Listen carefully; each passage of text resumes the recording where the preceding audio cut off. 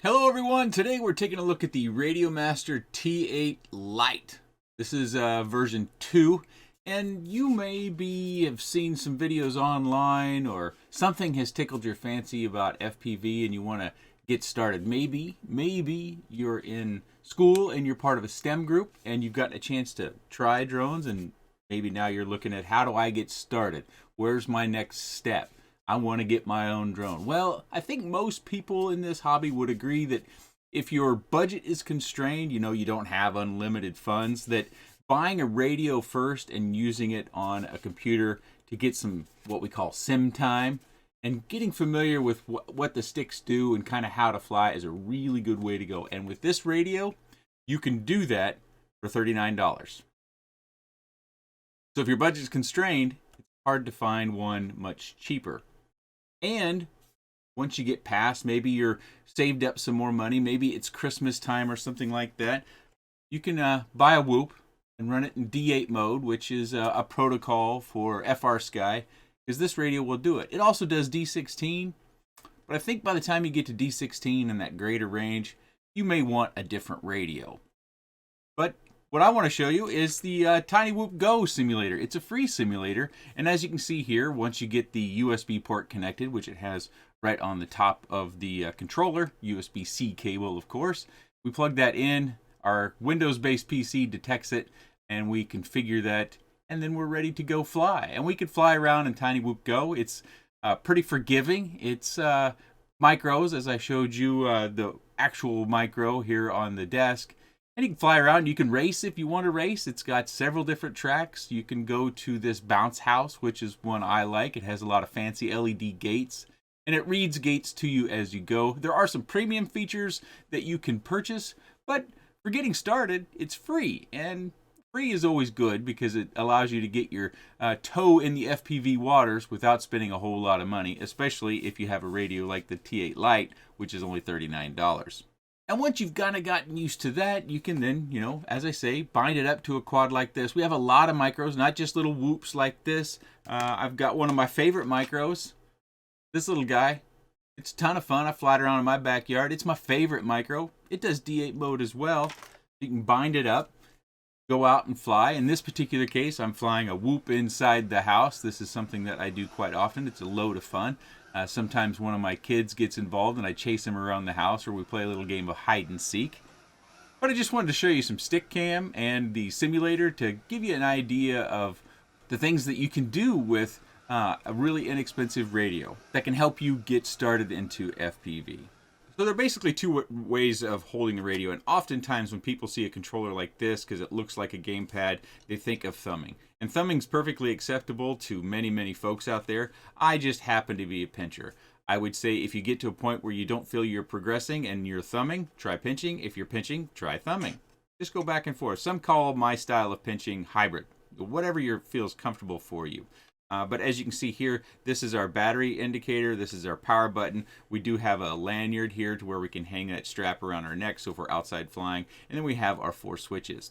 I didn't show you previously, but that is our USB port right here. And then we have our trainer port right here. And around back, right through that hole, that is our bind button. To bind this to a quad, such as a Whoop like this, we want to put the quad into binding mode. You can really do it either way. I like to put the quad in binding mode. And then with the throttle in the lowest position, we press that hole or that button, maybe with a pencil or something of that nature, and then we should hear the radio beep. If it beeps once, beep, beep, beep, beep, that's D8 mode. And for something like this, that's appropriate. And you would be in binding mode and it should link up just fine. And then you should be ready to set up the switches and all the other stuff in Betaflight that we have to do. But if you're not there yet, don't worry. It all comes with time, and there's lots of tutorials online. If you wanted to, by chance, put this into D16 mode, you just press this button real quick. And that should switch it, so when you press it longer than 1 second to put it into binding mode, then it would go beep, beep, beep, beep, beep, beep.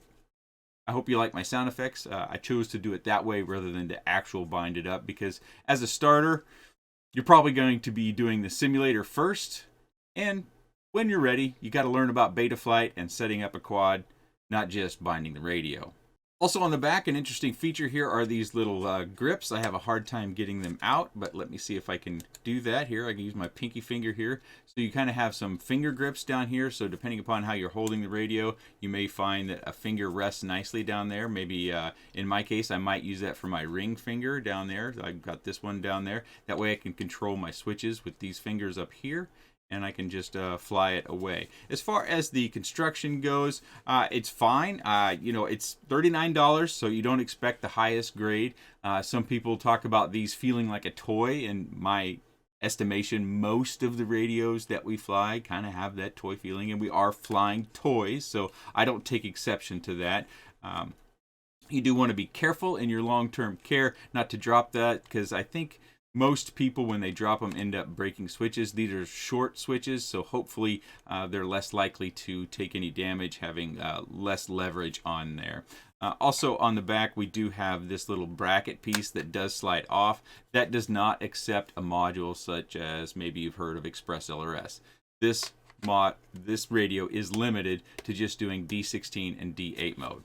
Thus, the price of $39. It charges over USB-C, so you don't have to worry about maintaining a battery. So if you find that your blue dots here across the bottom start getting down to 2 or 1, just plug this in for a while.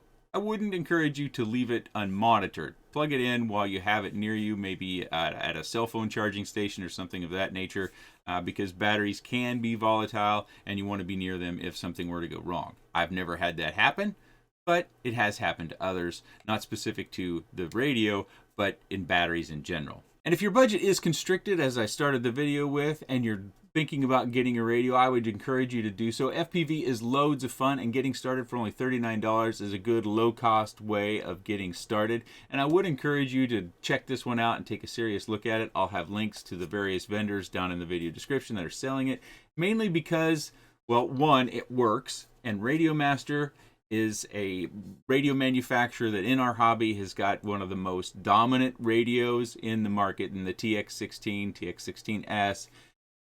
So they have a good reputation. So you're not likely to get one of these that doesn't work. I've used this, I think, 4 times now. I've got a couple of products that haven't come to the channel yet that are also using this, but I've never had any issues with it. Sure, the gimbals aren't necessarily the smoothest, you know, CNC aluminum style gimbals, but CNC aluminum style gimbals cost 4 times as much as this entire radio. So, and it is limited to D8 mode or D16 mode. You may want to do other things, but to get started and not make that big initial investment of $100 or maybe even $150, this is a pretty good way to go. If you have any comments, questions, suggestions, or otherwise, please let me know in the comment section below. I appreciate your time. And thanks for watching.